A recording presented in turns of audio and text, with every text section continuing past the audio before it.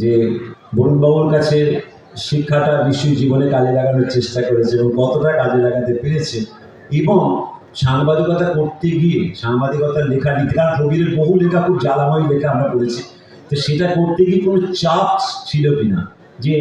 যে ঠিক আছে এটা আমি লিখতে বাধ্য হচ্ছি, যে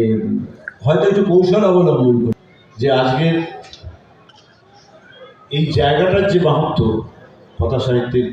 বিভূতিভূষণ বাবুর জায়গা হিসেবে, এখানে আমি আগেও এসেছি বইমেলা, কিন্তু এবারে জেলা বইমেলার সম্মান এই বইমেলা পেয়েছে। সেখানে আমরা একজন খুব সাবধান, ও অনেক বাড়িয়ে বলছে, অল্পসার আমার খুব বিশিষ্ট বন্ধু, মানে যোগাযোগ খুব একটা নেই, কিন্তু অনেকদিন পরে দেখা হলো, খুব ভালো লাগছে, একটু বাড়িয়েই বলছে। যাই হোক, এবং যারা এখানে উপস্থিত হয়েছেন অতিথি এবং দর্শক,